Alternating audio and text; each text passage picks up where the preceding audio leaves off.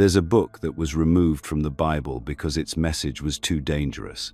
Not heretical, not inaccurate, just too revealing. The Book of Enoch has been buried for centuries not because it was irrelevant, but because it said too much. It speaks of angels who fell to earth, not as symbols, but as beings who altered the course of human history. It names them. It tells you what they taught us, and it warns of what happened as a result. This isn't a myth, it's a message, one that survived empires, inquisitions, and centuries of silence. But most people have never even heard of it. Why? Because the implications of what it contains don't just challenge religion, they rewrite the entire story of human origin, destiny, and identity. So the question isn't whether Enoch's story is true.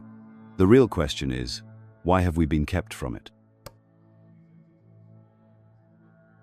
Long before the Bible was compiled, long before religion became a tool of order, there was a story that echoed through the ancient world, a story of beings who came from the sky, descended onto the earth, and changed everything. The Book of Enoch doesn't begin with comfort or peace. It begins with a betrayal alone that altered the fate of humanity and fractured the order of heaven itself. They were called the Watchers, not angels in robes with halos, but celestial beings sent to observe humanity. But they didn't just watch. They crossed the boundary. They interfered. They descended to earth, took human wives, and bore children, the Nephilim, giants of unnatural power and distorted purpose. These weren't just big men. They were hybrids, anomalies, the consequence of a divine line being corrupted. They dominated, destroyed, and devoured. What began as curiosity ended in catastrophe. But it wasn't just physical destruction.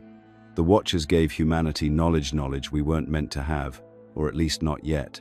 They taught metallurgy, how to forge weapons. They taught enchantments and spells, how to manipulate energies and people. They taught signs of the stars, astrology, seduction, and war. Everything forbidden, they handed to us freely. And at first, it seemed like a gift.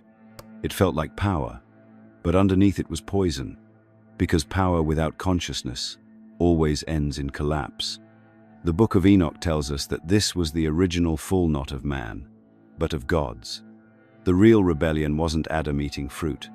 It was Watchers giving humanity the blueprint for self-destruction, a divine crime that rippled across time and triggered judgment from the highest realms. According to Enoch, the Creator did not respond with mercy but with fire and flood. The earth was to be cleansed. The Nephilim were wiped out. The Watchers were imprisoned in a dimension beyond this one. The slate was not wiped. Clean it was buried, sealed, and silenced. And yet, this story remains, not in Sunday sermons or school textbooks, but in whispers across cultures. Ancient Sumerians spoke of the Anunnaki gods, who came down and intervened. The Greeks had the Titans, the Hindus, the Asuras. The Hopi told of star brothers. The same pattern, over and over again. Divine beings descend, gift humanity knowledge, breed with mortals, and are punished by higher forces. So why is Enoch's version the one that's feared? Because it doesn't just hint, it accuses. It names the crime. It breaks the spell. And here's the part that's hard to ignore. The Watchers weren't just punished for disobeying heaven, they were punished for awakening us. Because knowledge is awakening. And awakening is dangerous to any system built on control. Some truths are too controversial for YouTube, but we go deeper inside our free Insights Academy newsletter.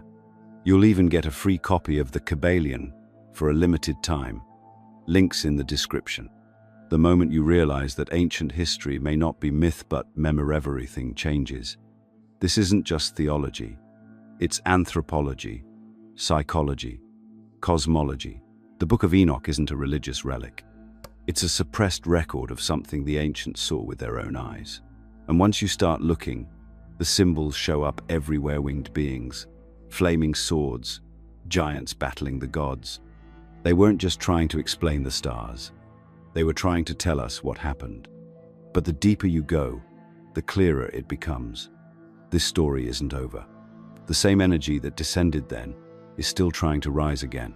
The thirst for forbidden knowledge hasn't gone away, it's only changed form. AI, genetic manipulation, transhumanism, humanity, once again, standing at the edge of knowledge we don't fully understand, seduced by the idea of playing God. History doesn't repeat, it echoes, and if the story of the Watchers was the first echo, we might be living in the second. The Book of Enoch wasn't meant to scare us, it was meant to warn us. You have to ask yourself, why would a book that once held such authority be deliberately erased from the canon of accepted scripture? The Book of Enoch wasn't lost, it was removed, hidden, quietly pushed to the margins, labeled heretical, then forgotten by design.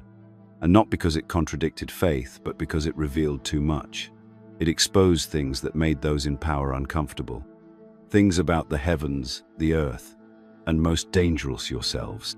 For centuries, religious institutions have claimed to be the gatekeepers of truth. But what if the full truth was never meant to be known by the masses?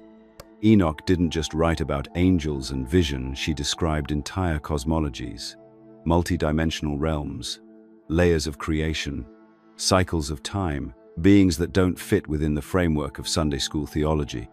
He told us about watchers imprisoned in dimensions beneath the earth, about portals between worlds, about a cosmic order disrupted by beings who stepped out of line. It wasn't allegory, it was revelation. And that made it a threat. Imagine what it would mean if people believed that divine beings once walked the earth, not metaphorically, but literally. That humanity was interfered with, genetically or spiritually. That there was a time before the time we've been told. That knowledge was taken from us. And the story we've inherited is only the version they decided to keep. That's what Enoch threatens. It doesn't just challenge doctrine, it challenges power. Because control over the story is control over the people. And when someone like Enoch steps outside the lines and dares to speak what others only whisper, the system doesn't correct him, it erases him. You won't find Enoch in the Bible you grew up with. But that wasn't always the case. The Ethiopian Orthodox Church kept it. The early Christians quoted it. Even the New Testament references it. Jude 1:14-15 quotes Enoch directly, speaking of the return of 10,000 holy ones to bring judgment. So the question becomes, how can a book be both quoted in Scripture and banned from it? How does a text go from sacred to dangerous? The answer lies in who had the most to lose. Councils decided what stayed and what was discarded, not based on divine instruction, but institutional interest. The Book of Enoch didn't fit the image they wanted to protect. It painted angels not as flawless messengers, but as rebellious entities. It told a story that didn't place humanity at the center of the divine order, but rather as collateral in a cosmic rebellion. That kind of story doesn't build stable empires. It doesn't make obedient followers. It makes people ask questions. And those who ask questions don't make good subjects. But the erasure wasn't perfect. The book survived in caves, monasteries, and whispers, passed hand to hand, culture to culture, until it was rediscovered, translated, and finally brought back into the conversation. And what's remarkable is that the more people read it, the more familiar it feels. Because the themes Enoch wrote about aren't just ancient, they're modern. Beings with power controlling access to knowledge, gatekeeping truth, silencing dissent. It's not just a story about angels, it's a pattern. The moment you realize Enoch was removed, not because it was wrong, but because it was right, the entire religious framework starts to shift. You begin to wonder, what else have they hidden? What other pieces of the puzzle were discarded because they didn't serve the narrative? And suddenly, you're no longer reading a dusty old manuscript, you're holding a key. One that unlocks not just a secret past, but a suppressed future.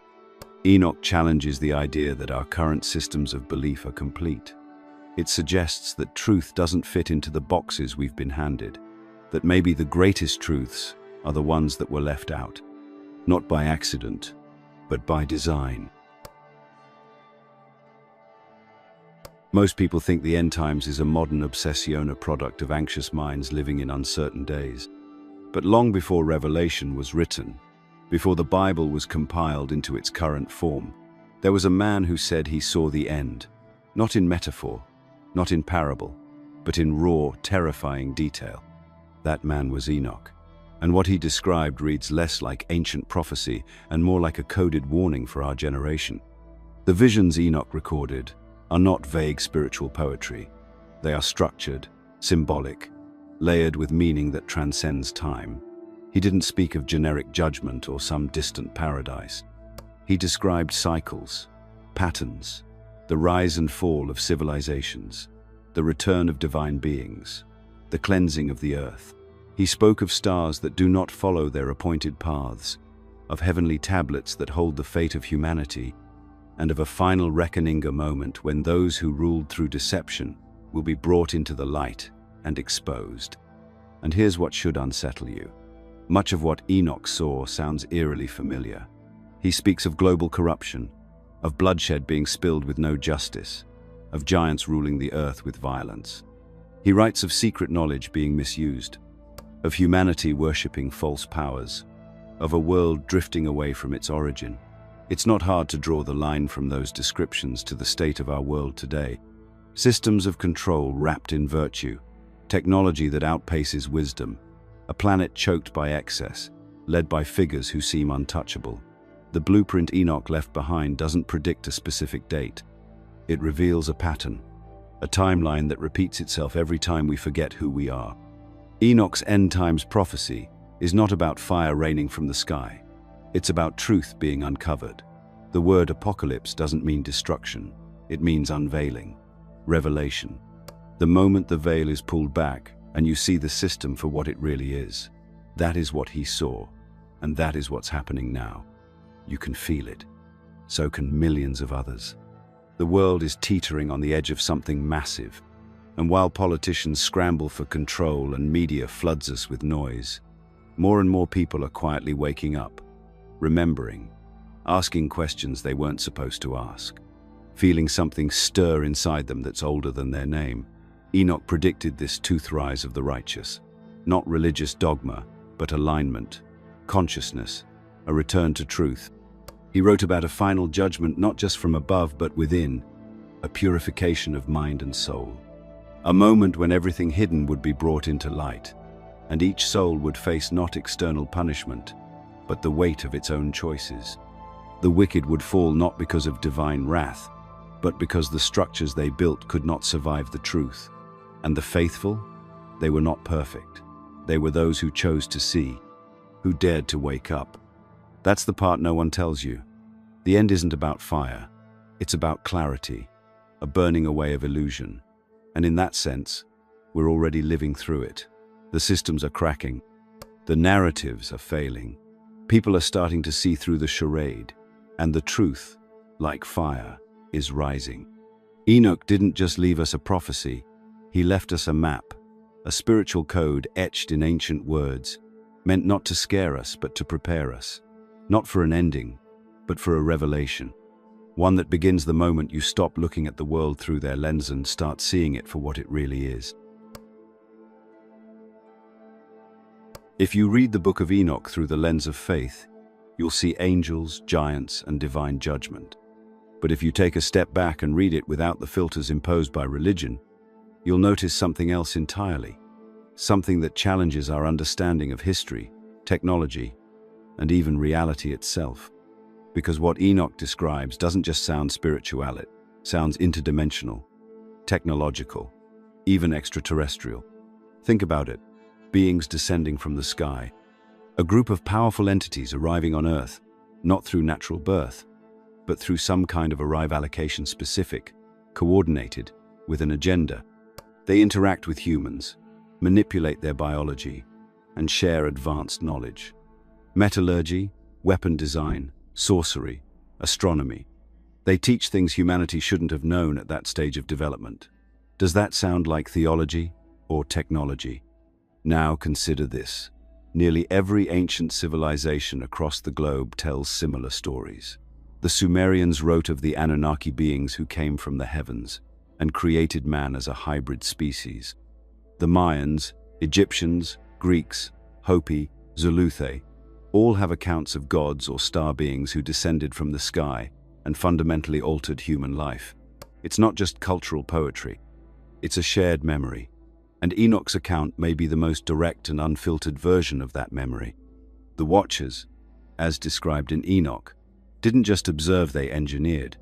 They broke what we'd now call cosmic law. They tampered. They didn't merely fall in love with human women and produce giant children. They disrupted the natural order. What if this wasn't just spiritual rebellion, but a kind of unauthorized genetic experiment? What if the Nephilim weren't mythical giants, but hybrid offspring, part celestial, part human? What if the forbidden knowledge given to humanity was the ancient equivalent of advanced tech, like artificial intelligence or energy manipulation? Not metaphor, but literal advancement that ancient minds could only describe using the language they had? And what happened after these gifts were shared? Collapse, chaos, the flood, the Great Reset. Over and over again, history shows sudden disappearances of civilization sculptures with precise astronomical knowledge, megalithic architecture, and mathematical systems far ahead of their time. Thengone. Enoch may not be telling a spiritual fable. He may be documenting the last time humanity touched a level of power it couldn't handle. A warning encoded in myth. We've always looked up at the stars with longing. But what if the stars once looked down at us? What if the beings we now imagine as aliens were once the Watchers? Not flying saucers and little green men, but radiant beings of enormous power, misunderstood by pre-modern humans as divine. And if they came once, who's to say they haven't returned or never left? Enoch was taken. That's what the text says. And he was not, for God took him. What does that mean? He didn't die. He was removed, transported, elevated. The book describes him being taken through the heavens, shown the mechanics of the universe, the underworld, the chambers of the sun and moon, the places where the stars are held, the prisons of angels, and the coming judgment of earth. That's not religious symbolism. That sounds like someone describing multidimensional travel, or initiation, or contact with non-human intelligence. This isn't about converting you to a belief, it's about expanding your frame. If even part of what Enoch wrote was literal, then everything we know about human history is incomplete. If advanced beings once walked among us, influenced us, and were punished for doing so, then our history books are missing the most important chapter of all. The chapter that explains not just where we came from, but what we're capable of, and why we were made to forget. We're living in a time when ancient knowledge and modern science are colliding. Quantum physics now entertains concepts like multiverses, dimensional bleed-throughs, and consciousness as a non-local field. What the ancients called heaven, scientists now call higher dimensions. What they called angels, some now call extraterrestrials. It's the same thing seen from different ends of time. So maybe the Book of Enoch wasn't ancient superstition. Maybe it was the first attempt to record contact, not just between man and God, but between Earth and something far older, far stranger, and far more powerful than we've been allowed to remember. When a story appears in one ancient culture, it's easy to dismiss it as myth. But when it echoes across continents, timelines, and civilizations that never had contact with one another, something deeper is at play. The Book of Enoch isn't just an isolated curiosity, it's a fragment of a much larger, global puzzle. A puzzle that includes the Sumerians, the Egyptians, the Mayans, the Hindus, the Norse, and more. And the picture that starts to emerge isn't one of coincidence or collective imagination, it's one of suppressed history. Look at the flood story. Enoch speaks of a cataclysmic flood sent to wipe away the corruption unleashed by the Watchers and their hybrid offspring. This same flood appears in the Epic of Gilgamesh, in the Old Testament, in Greek mythology, in ancient Chinese legends, in the Popol Vuh of the Maya, and in oral traditions across Africa and the Pacific Islands.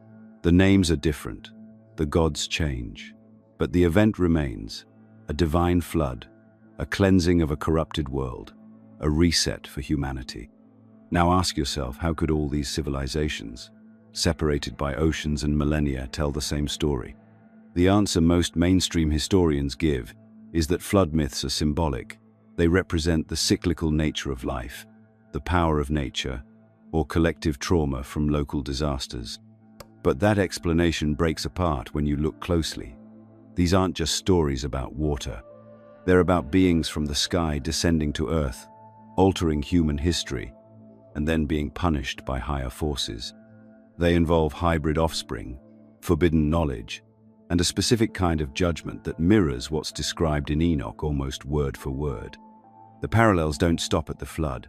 Across the world, we find stories of sky gods or star people who brought knowledge to early humans. In Mesoamerican cultures, Quetzalcoatl was a feathered serpent who came from the heavens and taught people mathematics, astronomy, and agriculture. In Egypt, Thoth was the god of wisdom, and writing also said to have descended and shared forbidden knowledge. In India, beings called the Devas and Asuras fought wars in flying crafts, wielded weapons of mass destruction, and had control over time and energy. Even in Norse mythology there are echoes. The Aesir, the gods of Asgard, descended and clashed with other beings. Loki, a disruptive figure who brings both chaos and knowledge, resembles the role of the Watchers. These myths aren't identical, but the core elements remain: descent from above, interference with humanity, and consequences from even higher powers. So why haven't these connections been embraced by mainstream historians and theologians?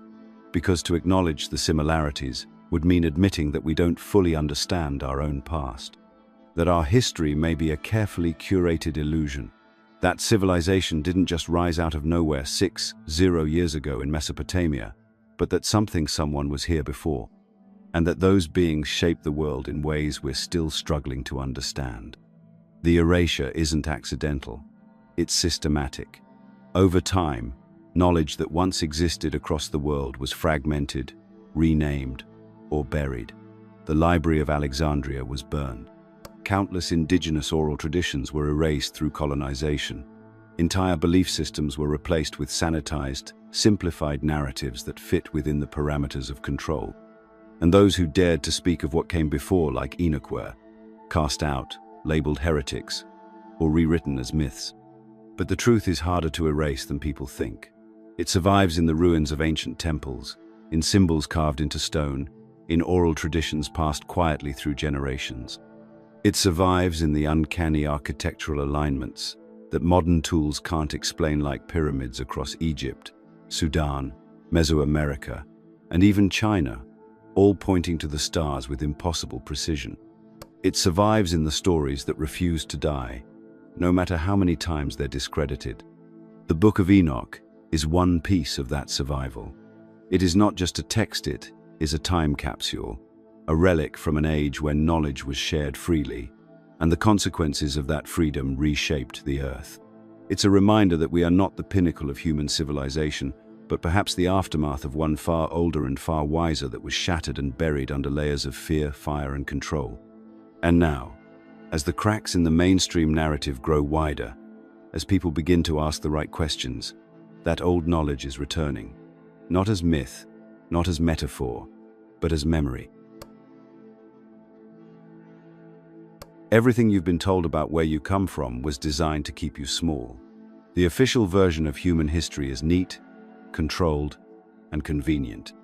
It tells you we evolved gradually from apes, learned to farm, formed tribes, then cities, and eventually became modern. But that version leaves out too much. It ignores the questions it can't answer, the artifacts that don't fit, the stories that won't die. And once you've read the Book of Enoch, once you've seen how its story mirrors ancient accounts from every corner of the planet, you realize the official timeline isn't just incomplete, it's manipulated. Enoch doesn't speak like a primitive man trying to understand the stars. He speaks like someone who saw behind the curtain, someone who was shown things no human was supposed to see.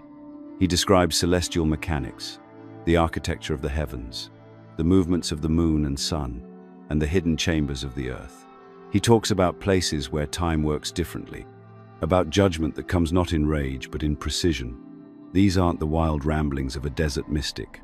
They're the words of someone who had contact with knowledge outside his era, possibly outside his world.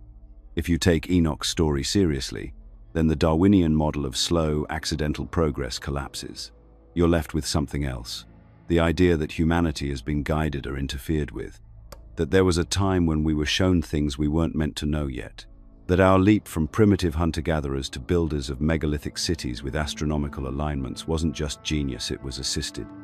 And once you admit that, you open the door to a new origin story, one where human beings are not the accidental result of random evolution, but the product of design, interaction, and perhaps even intention.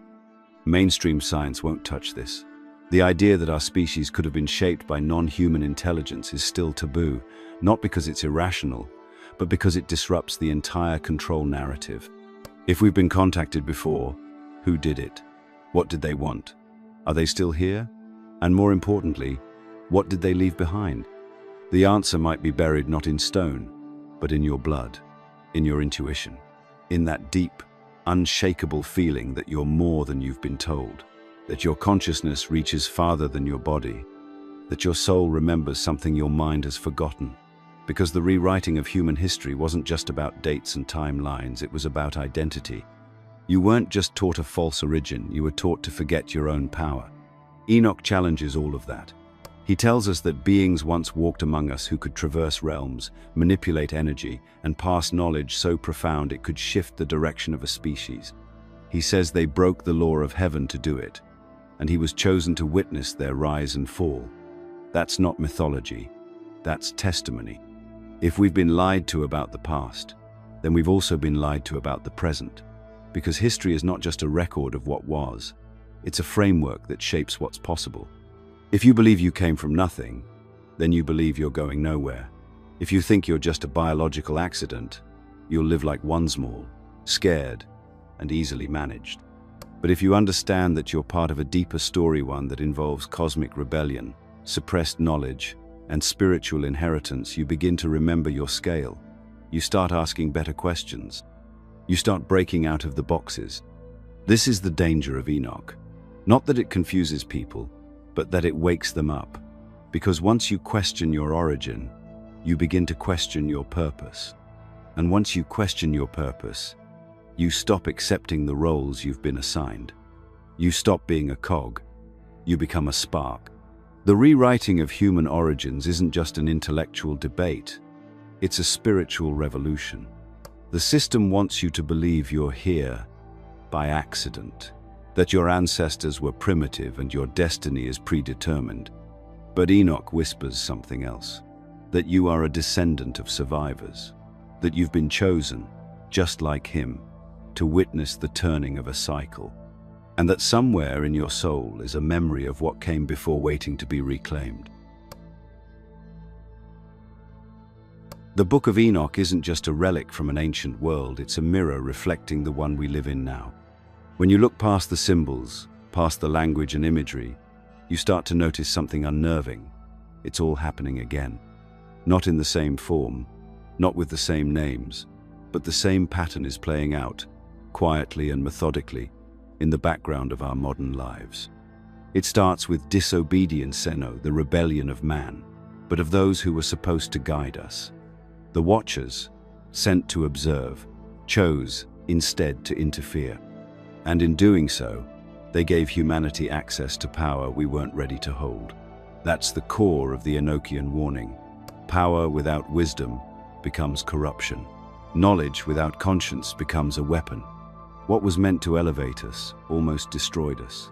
And so the flood came not as punishment, but as reset. Now look around. We're obsessed with power. We pursue knowledge relentlessly, but without asking what it's doing to us.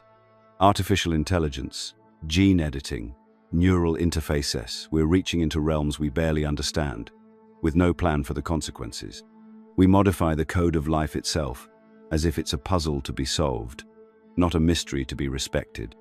We think we've evolved past myth, but we're playing out the same script Enoch witnessed: tampering, control, pride, and eventual collapse. The names have changed, but the story hasn't. The ancient beings gave us knowledge we didn't earn. Today, we do it to ourselves. The flood we fear won't come from the sky. It will rise from within. Mental collapse, spiritual decay, loss of meaning. The soul becomes the battlefield when truth is buried deep enough. That's what makes this so dangerous. Not that it's obvious, but that it hides in plain sight.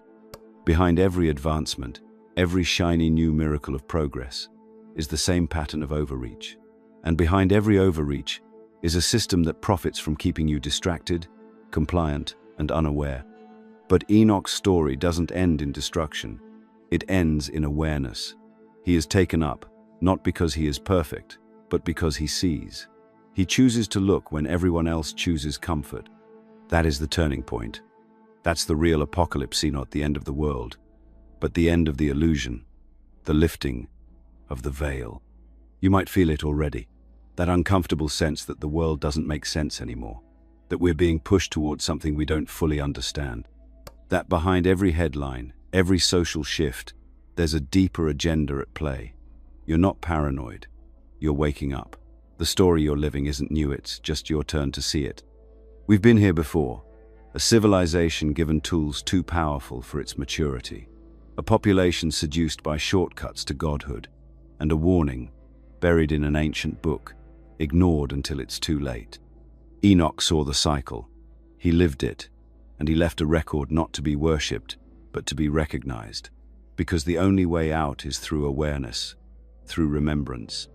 And now, for the first time in a very long time, people are starting to remember. They're questioning the origin of their knowledge, the cost of their technology, the integrity of the systems that claim to protect them. They're breaking the trance. And that's what scares the system the most, not violence, not protest, but clarity. Clarity is contagious. One person sees clearly, and it spreads. One voice says, "This doesn't feel right," and others begin to echo.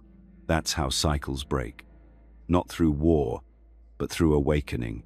The moment you realize that your consciousness is not a glitch in evolution, but the very reason you're here, you become a threat to everything built on your submission. Enoch didn't warn us so we'd be afraid. He warned us so we could remember. Remember what happens when power is given without purpose. Remember that those who rule through deception always fall. And remember that those who see the pattern early become the ones who break it.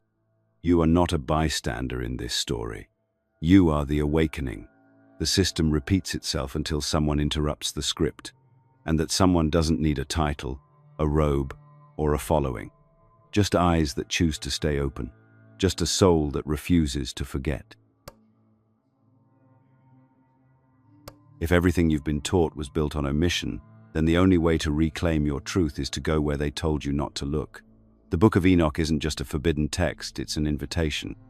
An initiation into a deeper understanding of who we are, why we're here, and what we've forgotten.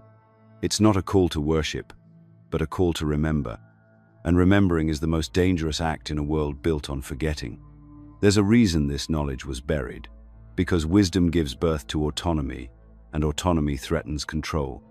The Watchers were punished for handing us power too soon, but the ones who punished them never intended to give it back. Instead, it was locked away behind institutions, traditions, and distractions. The modern world offers you noise in place of meaning, pleasure in place of purpose, data in place of wisdom.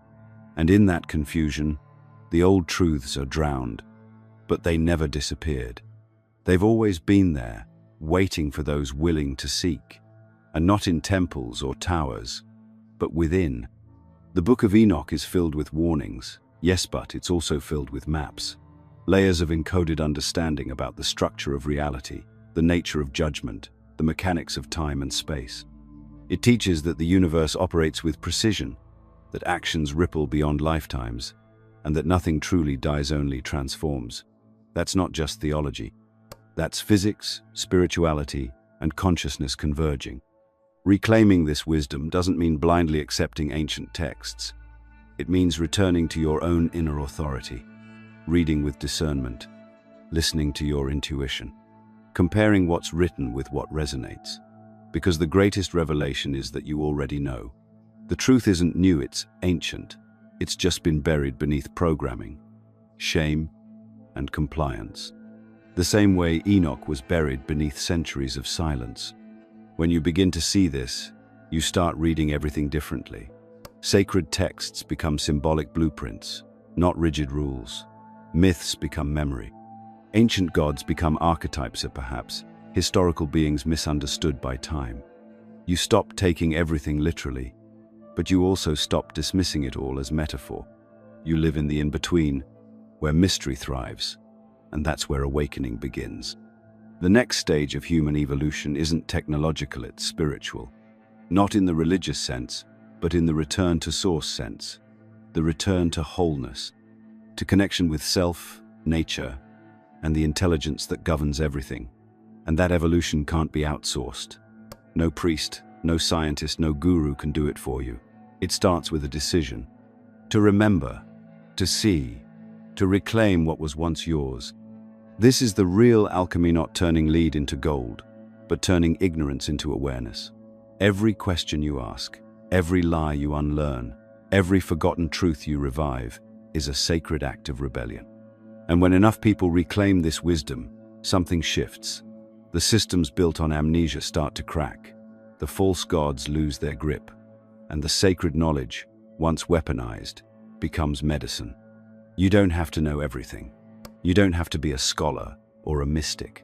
All you have to do is remember that there's more, that the story didn't begin with textbooks or sermons. It began long before. And your role now is not to decode every piece, but to live as if the truth matters. To live as if your consciousness was meant for more than survival. To live like someone who's seen the pattern and decided not to repeat it. Because the forbidden wisdom isn't out there, it's in you. And now that you've begun to see it, the real journey starts. The journey of applying it, protecting it, and passing it on. Not as dogma, but as light. Not as certainty, but as a spark. You didn't stumble on this message by accident.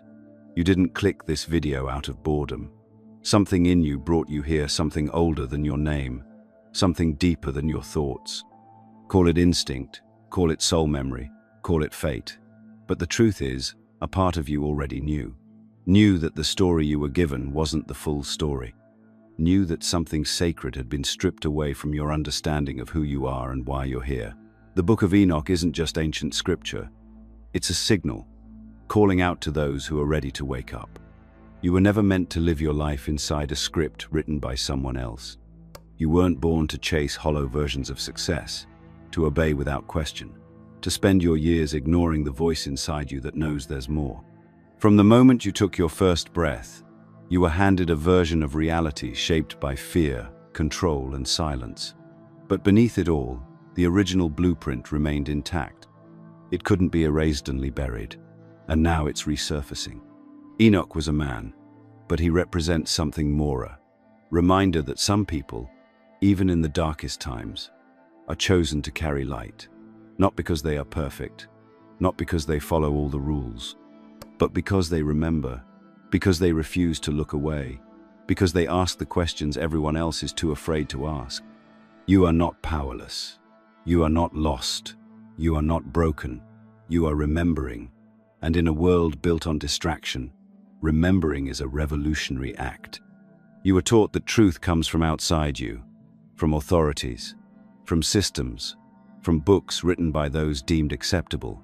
But the most powerful truths are the ones you feel before you read them. The ones that don't just inform you, they awaken you. That's what this knowledge does. It doesn't ask for belief. It demands recognition. And once you've seen it, you can't unsee it. Once you've heard it, it echoes. This journey you're on is bigger than content, bigger than conspiracy, bigger than even history. It's the path back to yourself, not the self created by algorithms and expectations, but the one that came here with a purpose, the one that knows that what's happening now isn't random. The chaos, the division, the confusionites, all part of the unveiling. The truth isn't coming. It's already here. The only question is whether you're ready to receive it. You don't need all the answers. You just need to stay awake, to keep questioning, to protect the part of you that's curious, sovereign, and unafraid. The world needs that version of you now more than ever, because truth doesn't spread through force. It spreads through resonance, through one person choosing to see clearly and then helping others do the same. If you're still watching, then you've already begun. But this is just the surface.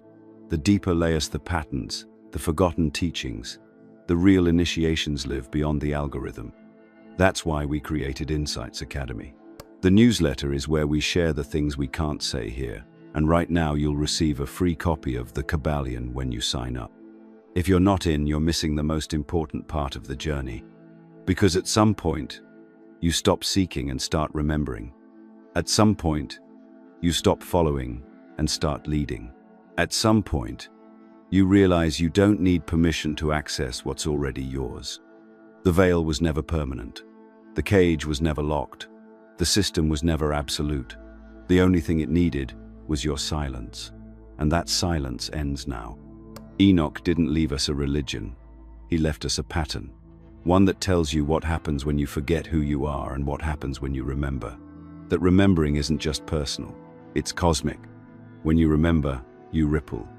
When you ripple, others wake up. And when enough of us wake up, the story changes. The cycle breaks. The next chapter begins. If this video resonated with you, let us know by commenting, "I understood it."